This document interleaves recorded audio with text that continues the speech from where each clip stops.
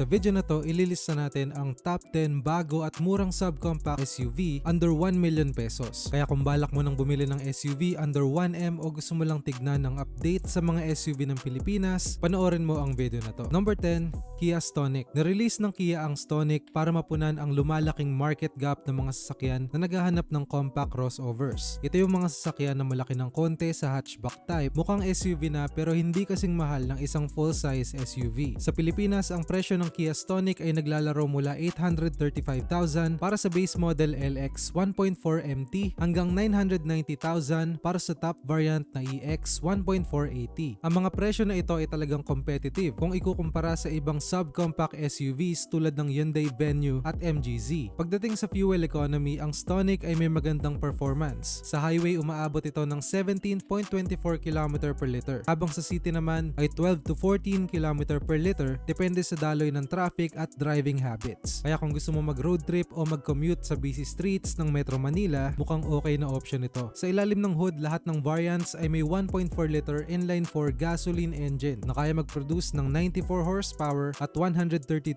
Nm ng torque. Ang LX variant ay may option na 5-speed manual transmission, habang ang iba ay may 6-speed automatic. Ang sukat ng Stonic ay 4,100 mm ang haba, 1,735 mm ang lapad, at 1,533 mm ang taas, na nagbibigay dito ng sapat na space para sa 5 pasahero, pati na din ang kanilang bagahe. Pagdating sa interior at exterior design, ang Stonic ay fresh at modern na. Meron itong boomerang shape LED DRLs at sporty lines. Sa loob naman, makikita mo ang 8-inch touchscreen infotainment system na may Apple CarPlay at Android Auto. Perfect para sa mga may hilig mag-music habang nagdadrive. Ang mga amenities tulad ng leather seats at multi-function steering wheel ay nagbibigay din ng premium feel. Pag-usapan natin ang driving experience. Ayon sa customer reviews, marami nagsasabi na masarap i-drive ang Stonic dahil sa smooth acceleration nito at precise handling. Isang user nga ang nag-comment na parang nasa sports car siya tuwing nagdadrive siya nito. Pero syempre, hindi lahat ay perpekto. May ilang nagsasabi na medyo noisy ito kapag nasa highway. Sa mga nakapag-drive na ng Stonic, comment naman kayo kung anong experience nyo dito. Ang Kia Stonic ay magandang option para sa mga naghahanap ng subcompact SUV na hindi lang stylish kundi puno din ng high-tech features. Number 9, Suzuki Vitara. Alam mo ba na ang Suzuki Vitara ay isa sa mga pinakaunang SUV line sa mundo? Nilabas ito noong 1988, mga panahon na hindi pa masyadong uso ang mga SUV. Ang Vitara ay naging simbolo ng compact SUVs at patuloy na nag-e-evolve sa paglipas ng mga taon. Fast forward ngayon 2025, ang Suzuki Vitara ay nagkakahalaga ng estimated 913,000 pesos para sa base model at umaabot hanggang 1.458 million para sa top variant. Ganitong price range, makakakuha ka na ng isang subcompact SUV na puno ng features at capabilities. Pagdating naman sa fuel economy, maganda din ang performance ng Vitara. Sa highway, umaabot ito ng 18 km per liter, habang sa city, umaabot ito ng 12 to 14 km per liter. Kaya kung madalas kang bumabiyahe o nagko-commute sa busy streets, hindi ka mabibitin sa fuel efficiency nito. Sa ilalim ng hood, ang Vitara ay powered ng 1.6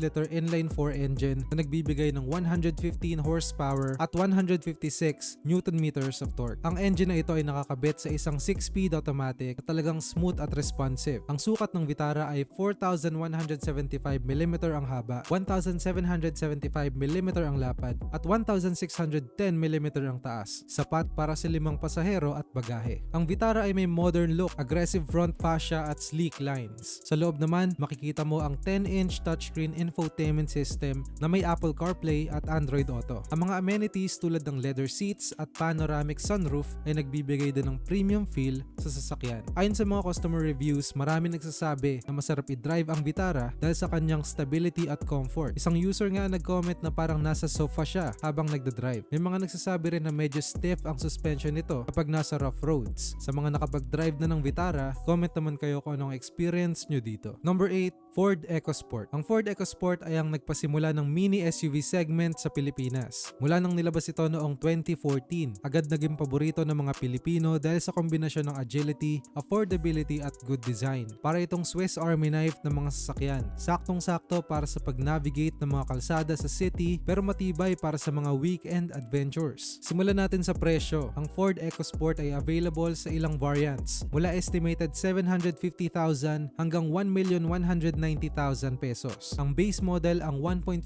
liter Trend MT ay nagsisimula sa 750,000, habang ang top tier 1.0 liter EcoBoost Titanium AT ay nagkakahalaga ng humigit kumulang 1,190,000 pesos. Isang price range na accessible para sa marami na naghahanap ng reliable at stylish na sasakyan. Pagdating sa fuel economy, ang 1.5 liter engine variant ay nagpi-feature ng humigit kumulang 12 km per liter sa city at umaabot hanggang 16 km per liter sa highway. Samantalang ang 1.0 liter EcoBoost engine ay mas mataas pa ang numbers. Sa usapang specs, ang EcoSport ay may dalawang engine options. Isang 1.5 liter TI VCT engine na may 123 horsepower at isang mas powerful na 1.0 liter EcoBoost engine na nagbibigay ng 125 horsepower. Pareho itong nakapares sa 5-speed manual o 6-speed automatic transmission na nagbibigay ng smooth driving experiences kahit nasa traffic ka o cruising lang sa open roads. Ang interior design ng EcoSport ay modern at functional. Meron itong spacious cabin na kaya mag-accommodate ng 5 tao at sapat na cargo space, perfect para sa mga weekend getaway o grocery runs. Ang infotainment system nito ay may 9-inch touchscreen kasama ang Ford Sync technology, kaya madali mong maiko-connecta ang iyong smartphone. Dagdag pa rito ang amenities tulad ng keyless entry at push button start ay nagpaparamdam na premium ang feel sa bawat biyahe. Sa exterior, ang EcoSport ay may bold at sporty design na talagang kapansin-pansin sa kalsada. Ang mataas na ground clearance nito ay hindi lang nagbibigay ng aggressive stance, kundi nagpapahusay din sa off-road capability, ideal para sa mga biglaang trip papunta sa beach o bundok. Pagdating naman sa driving experience, marami sa mga customer ang humanga sa fun at nimbleness ng EcoSport kapag nasa city streets. Maraming users ang nagsishare ng opinion tungkol sa handling at comfort nito during long drives. Kadalasang binabanggit kung gaano ito ka-stable kahit nasa mataas na speed, great fuel efficiency nang hindi sinasakripisyo ang style o performance. Number 7,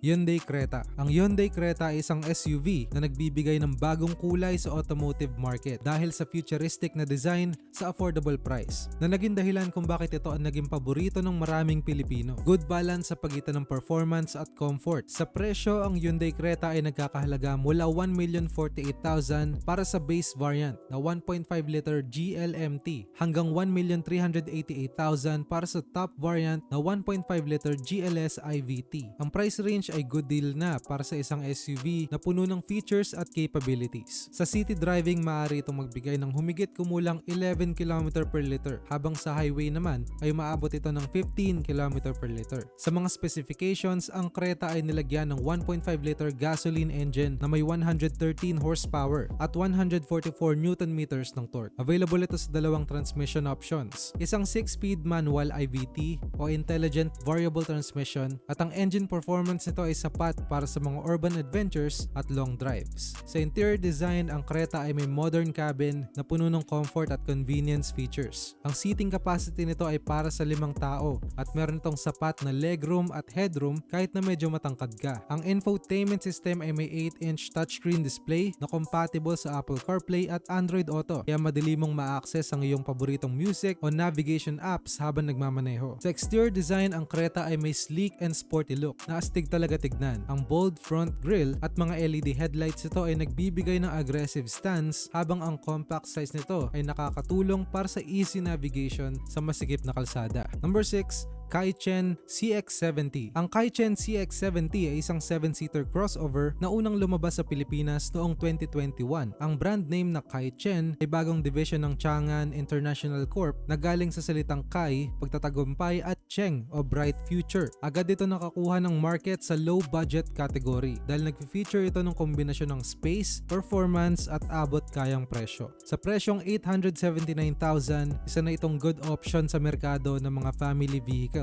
Ang Kaichen CX-70 ay may 1.5 liter turbocharged inline-4 gasoline engine na nagbibigay ng 148 horsepower at 230 Nm ng torque. Ang setup na ito ay pinapagana ng 6-speed automatic transmission. Sa mga specifications, ang CX-70 ay may sukat na 4,705 mm ang haba, 1,800 mm ang lapad at 1,775 mm ang taas, na may wheelbase na 2,780 mm.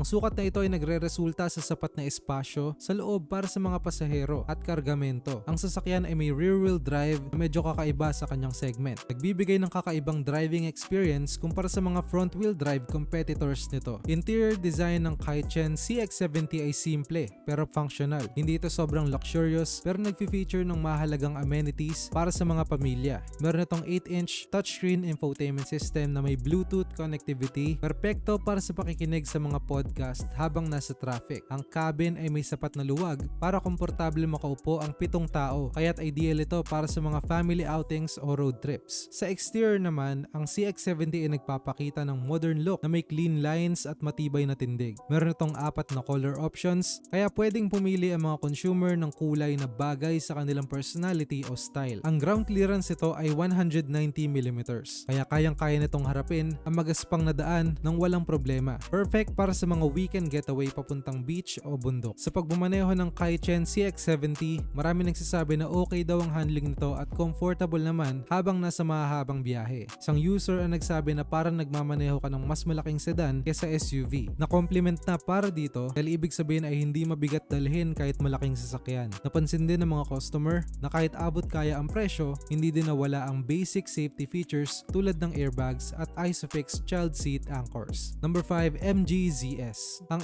MG-ZS ay lumabas sa market ng Pilipinas noong October 2018. Mula noon, naging paborito ito ng mga Pilipino dahil sa good balance ng price at features. Sa presyong nagsisimula sa 848,888 para sa base variant na Style MT at umaabot hanggang 1.089 million para sa top spec variant, ang MG-ZS ay pwedeng-pwede na. Pagdating sa fuel economy, ang MG-ZS ay may 1.5 liter gasoline engine na naglalabas ng 112 horsepower at 150 Nm ng torque. Ang engine na ito ay pinapagana ng 5-speed manual o 4-speed automatic transmission. Depende sa variant. Overall, ang fuel efficiency nito ay umaabot sa 16.7 km per liter. Kaya't hindi ka mabibitin sa gasolina kahit nasa city traffic ka o naglalakbay sa highway. Sa mga specifications, ang ZS ay may sukat na 4,314mm ang haba, 1,809mm ang lapad at 1,648mm ang taas. Ang sukat na ito ay nagbibigay ng sapat na espasyo para sa 5 pasahero. Good handling ang binibigay ng front wheels nito, lalo na sa mga liku-likong daan. Pagdating naman sa interior design, ang MG-ZS ay may high-tech look at puno ng high-tech amenities. Meron itong 8-inch touchscreen infotainment system na may Bluetooth connectivity. Ang seating arrangement ay komportable at may ilang variants tulad ng Alpha 80 na may sunroof. Okay na okay para sa mga road trip sa umaga. Sa exterior, ang ZS ay may sleek and sporty design na pansinin kahit saan ka magpunta. Ang mga linya nito ay malinis at nagbibigay ng impresyon na ito ay mas mataas kaysa sa tunay na sukat nito. Available sa iba't ibang kulay at maraming color choices depende sa personality mo. Pagdating sa driving experience, maraming customer ang nagsasabi na ang MG-ZS ay smooth at responsive. Maraming user din ang pumuri sa comfort level nito, lalo na sa long drives. Ang mga safety features nito tulad ng airbags at anti-lock braking system ay nag-highlight sa safety habang nagmamaneho. Number 4,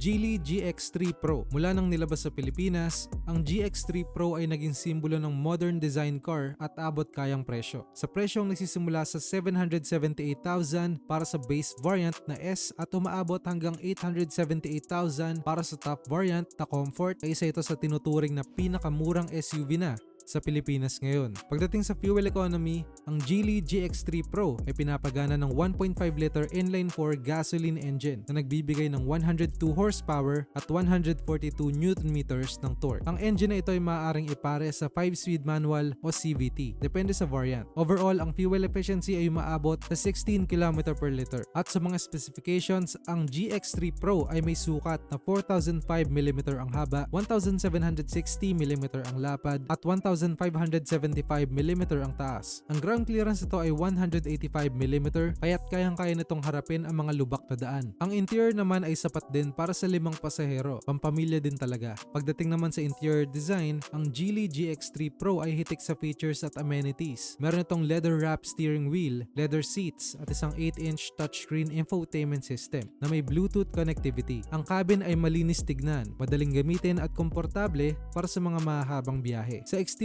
ang GX3 Pro ay may sporty at modern design, available sa color red, white, and gray. Number 3, Hyundai Kona. Isa din sa mga best built compact SUV ng Hyundai ang Kona na nilabas noong 2017. Sa presyong 1,188,000, ang Kona ay nagbibigay ng SUV look at features pero hindi din naman kasing mahal ng full-size SUV. Ang Hyundai Kona ay pinapatakbo ng 2.0 liter inline-4 gasoline engine na naglalabas ng 149 horsepower at 185 Nm ng torque. Ang makinang ito ay pinare sa 6-speed automatic transmission na nagbibigay ng smooth shifting. Medyo may kalakasan sa gas ang Kona pero bawing-bawi naman sa akyatan. Sa highway maaari mong asahan ng fuel efficiency na umaabot sa 16 km per liter habang sa city naman ay nasa 12 km per liter. Ang Kona ay may sukat na 4,165 mm ang haba, 1,800 mm ang lapad at 1,550 mm ang taas. Ang wheelbase nito ay 2,600 mm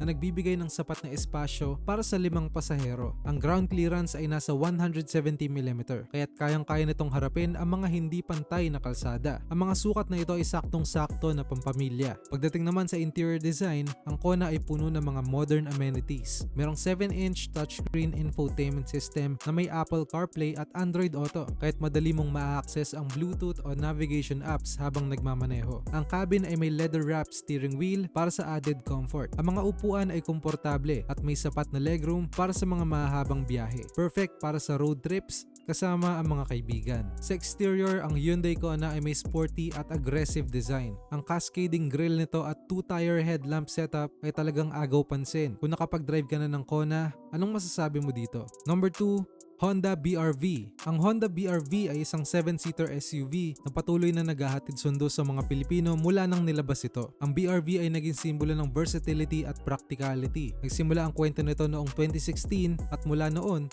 patuloy ito nag-e-evolve para mas maging efficient ang performance at features nito. Sa presyong nagsisimula sa 1.09 million para sa base variant na 1.5L SMT at umaabot hanggang 1.39 million para sa top variant na 1.5L VX CVT Honda Sensing, sure na may BRV na bagay sa budget mo. Pagdating sa fuel economy, ang Honda BRV ay pinapagana ng isang 1.5 liter inline-4 gasoline engine na naglalabas ng 119 horsepower at 145 Nm ng torque. Ang makinang ito ay available sa parehong 5-speed manual at CVT, depende sa variant. Sa highway, asahan ng fuel efficiency na umaabot sa 22.6 km per liter, habang sa city driving naman ay nasa 12 to 15 km per liter. Kaya't kahit saan ka man magpunta, hindi ka mabibitin. Ang BRV ay may sukat na 4,490 mm ang haba, 1,780 mm ang lapad at 1,685 mm ang taas, na may ground clearance na 207 mm. Nagbibigay ng sapat na espasyo para sa 5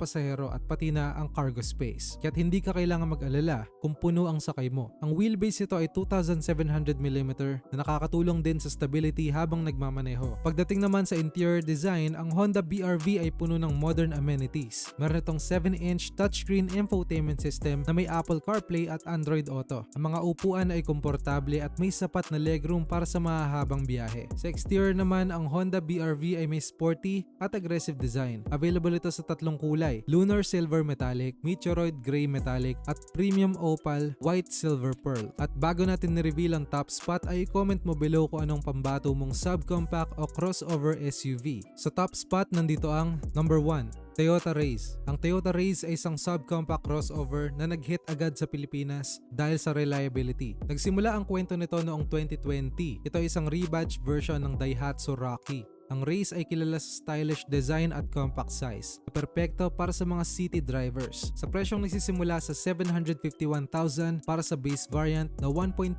EMT at umaabot hanggang 1.063 million para sa top spec variant na 1.0 turbo CVT, na good deal na ang presyo para sa isang reliable crossover. Pagdating sa fuel economy, ang Toyota Race ay may dalawang engine options. Ang 1.2 liter inline-3 gasoline engine na naglalabas ng 87 horsepower at 113 Nm ng torque, at ang 1.0 liter turbocharged engine na nagbibigay ng 98 horsepower at 140 Nm ng torque. Ang fuel efficiency nito ay maabot sa 18 km per liter sa highway at 12 to 15 km per liter sa city driving, kaya't hindi ka mabibitin kahit saan ka man magpunta. Sa mga specifications, ang race ay may sukat na 4030mm ang haba, 1710mm ang lapad, at 1605mm ang taas na may ground clearance na 200mm. Ang mga sukat na ito ay nagbibigay ng sapat na espasyo para sa 5 pasahero at kanilang bagahe. Ang cabin ay puno ng modern amenities tulad ng 7-inch touchscreen infotainment system, Bluetooth connectivity at mga safety features tulad ng airbags at anti-lock braking system. Pagdating naman sa exterior design, ang Toyota Race ay may sporty look. Ang aggressive front fascia nito ay maangas, habang ang compact size ay tamang-tama din sa masisikip na kalsada. Available ito sa iba't ibang kulay. Pwede kang pumili ayon sa style. Kung ikukumpara natin ito sa mga kakompetensya tulad ng Honda HR-V at Kia Sonet, makikita natin ang ilang pagkakaiba. Ang Honda HR-V ay may mas malaking engine at horsepower up to 121 HP. Pero nagsisimula ito sa presyong 1.25 million na mas mahal ng konti kumpara sa Race. Sa kabilang banda, ang Kia Sonet ay nasa presyong 758,000 hanggang 1.158 million at nagbibigay din ng magandang features pero hindi kasing compact ng Race. Ikaw, anong masasabi mo sa Toyota Race? Mag-like at subscribe na for more contents na katulad nito. Salamat sa panonood!